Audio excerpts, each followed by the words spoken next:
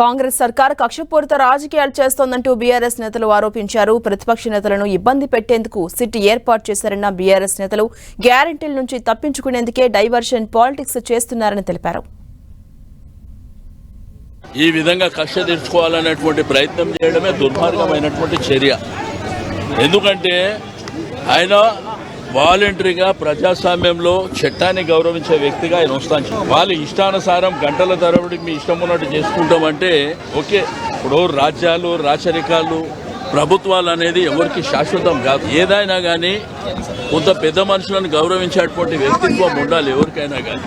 మీరు ఈ విధంగా కక్ష సాధింపు చర్యలు మేము కూడా చాలా రాజకీయాలు చాలా చూసినాం. బట్ అల్టిమేట్గా ఏం జరుగుతుంది? రాజ్యాలు రాచరికపు ఈ పోకడలు, అసలు ప్రజలకు మీరు ఇచ్చినటువంటి హామీ లేనిది, మీరు చేస్తున్న డ్రామా లేనిది, అనవసరంగా తెలంగాణ రాష్ట్రంలో పోలీసు వాళ్ళని కూడా బలి చేస్తుంది ఈ ప్రభుత్వం. ఎంతమందిని అరెస్ట్ చేస్తారు పొద్దున్న నుంచి, ఎక్కడికక్కడ నిర్బంధాలు చేసుకుంటూ వాళ్ళను కూడా ఇబ్బంది పెడుతున్నారు. పాపం వేలాది మంది పోలీసు వాళ్ళు రోడ్ల మీద ఉండవలసిన అవసరం ఏముంది? వాళ్ళకి వేరే పనులు లేవా? మరి ఈ విధంగా చేసి అందరినీ బలి చేసేటువంటి కార్యక్రమాన్ని ప్రభుత్వం చేయడం అనేది మంచిది. రేవంత్ రెడ్డి ప్రభుత్వ దుర్మార్గాన్ని, అరాచకాన్ని, అణచివేత చర్యలను తీవ్రంగా ఖండిస్తూ ఉన్నాం.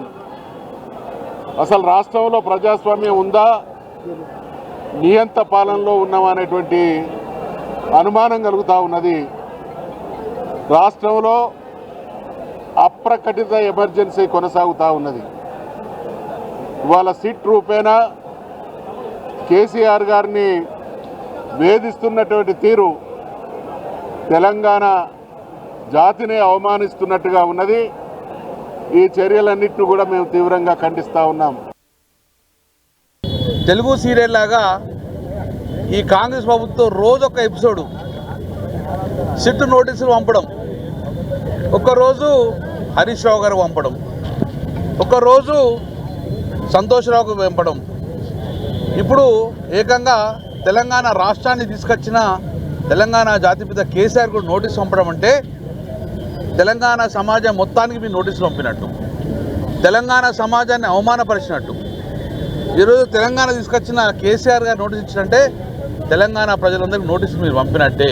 జూబ్లీహిల్స్ ఎన్నికలు కూడా, సర్పంచ్ ఎన్నికలు కానీ, ఏ ఎన్నికల్లో కూడా తెలంగాణ టీఆర్ఎస్ నాయకులందరూ కూడా అప్రమత్తంగా ఉండొద్దని చెప్పేసి డైవర్షన్ పాలిటిక్స్ చేస్తున్నాం. ప్రతిరోజు కూడా ఏదో రకంగా కక్ష సాధించాలనేటువంటి ఉద్దేశంతో ఏదో రకంగా ఇబ్బంది పెట్టాలనేటువంటి ఒక పని మీదనే ఉన్నాడు తప్ప రాష్ట్రంలో పాలనని మొత్తం గాలి కొదిలేసి కక్షపూరితమైన రాజకీయాలు చేస్తా ఉన్నారనడానికి ఈరోజు కేసీఆర్ గారిని చట్ట విరుద్ధంగా మరి సిట్ నోటీస్ ఇచ్చి ఈరోజు ఆ సిట్ ప్రశ్నించడమే ఒక నిదర్శనం అని చెప్పి స్పష్టంగా అర్థమవుతూ ఉన్నది. వారి యొక్క కాంగ్రెస్ ప్రభుత్వం ఈ యొక్క సిట్ని ఒక స్పెషల్ ఇన్వెస్టిగేషన్ టీంని ఏర్పాటు చేసిందే మా పార్టీ నేతలని, మా అధినేతని, మా పార్టీ నాయకులు ఇబ్బంది పెట్టాలనే ఉద్దేశంతోనే ఇవాళ తెలంగాణను వ్యతిరేకించిన తెలంగాణ ద్రోహి సిట్టు విచారణలు అనుకుంటూ, షా కమిషన్లు అనుకుంటూ, మన్నం మశానా అనుకుంటూ, సిట్టు పిట్టు షిట్టు అనుకుంటూ పిచ్చి పిచ్చి మూర్ఖంతో పనులు చేస్తూ ఉన్నాడు తప్ప రాష్ట్రం అభివృద్ధి చేద్దాము, రాష్ట్ర ప్రజలకు మంచి పనులు చేద్దాము అన్న స్టోరీ లేకుండా పిచ్చి పిచ్చి పనులు చేస్తూ ఉన్నాడు ఈ ముఖ్యమంత్రి. ఒక ఉద్యమకారుడిని తన చిన్న మనస్తత్వంతో ముఖ్యమంత్రి రేవంత్ రెడ్డి గారు మాజీ ముఖ్యమంత్రి, ఉద్యమకారుడు, తెలంగాణ సాధించిన నాయకుడు, తెలంగాణ బాపు కేసీఆర్ గారి మీద రోజొక కేసు అంటూ 2 సంవత్సరాల నుంచి ఇవే తమాషాలు ఆడుతున్నాడు తప్ప మంచి పని చేయట్లేదు. పరిపాలనను గాలికి వదిలేసి 10 రోజుల పాటు విదేశీ విహారం చేస్తున్నటువంటి ముఖ్యమంత్రి గారు రాష్ట్రాన్ని ఎంగేజ్ చేయాలి కదా అని చెప్పి సిట్ నోటీసుల పేరిట ప్రతిపక్షాన్ని వేధించడం అనే ఒక నాటకాన్ని కొనసాగిస్తున్నారు, ఒక డ్రామాని కొనసాగిస్తున్నారు. ఇది జస్టిస్ కోసం జరుగుతున్నది కాదు, ఇది జరుగుతున్నది విచారణ కూడా కాదు.